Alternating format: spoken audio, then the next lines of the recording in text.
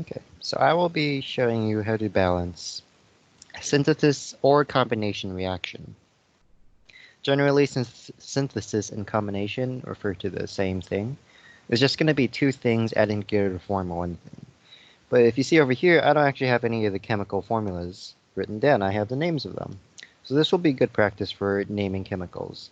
Ammonia is a bit of a unique chemical. You might know your ion ammonium.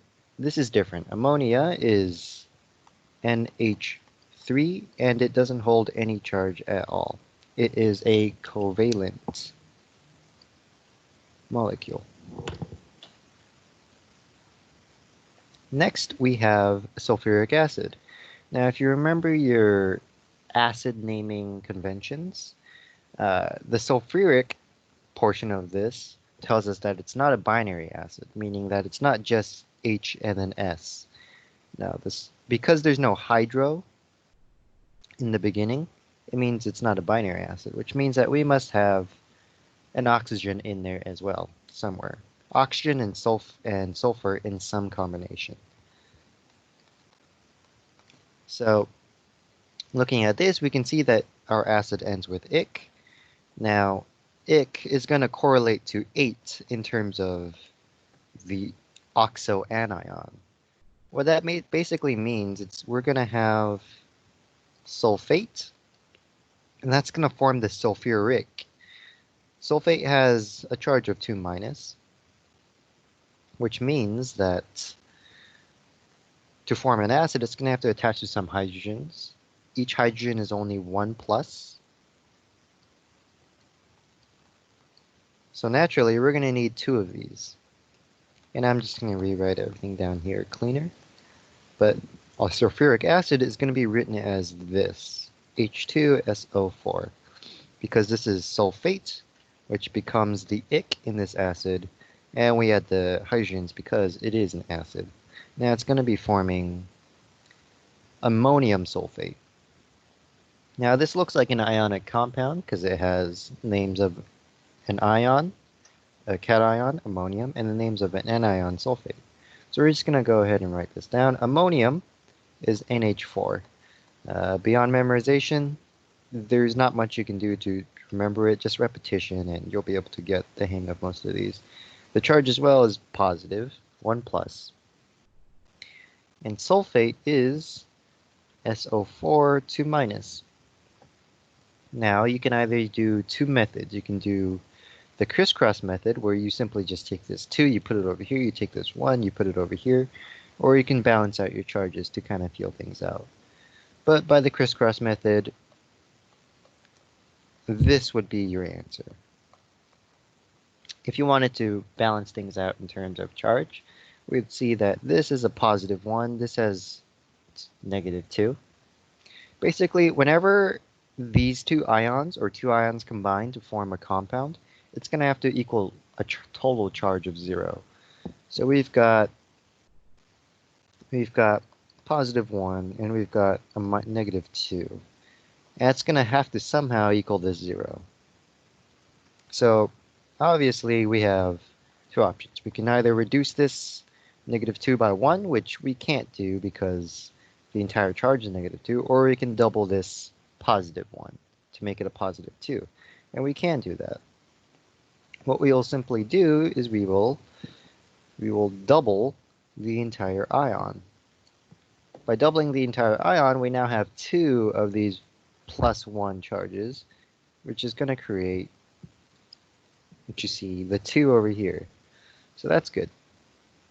This tells us that just like using the crisscross method, the answer is ammonium sulfate. Now, what makes this a synthesis or a combination reaction? I hinted at it in the beginning, but it's going to be A plus B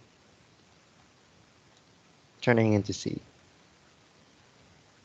Now, you might be thrown off because you might look at this and say, well, isn't this like A, B, and isn't this like C, D?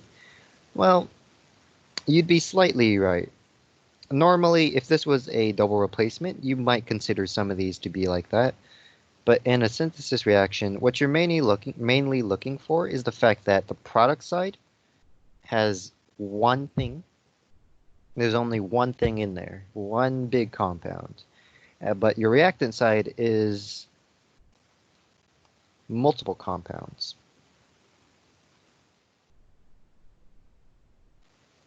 Which you can see here. So these two things are combining to make this one thing.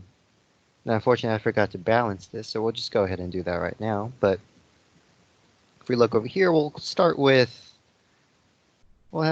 our nitrogens, that'll look like.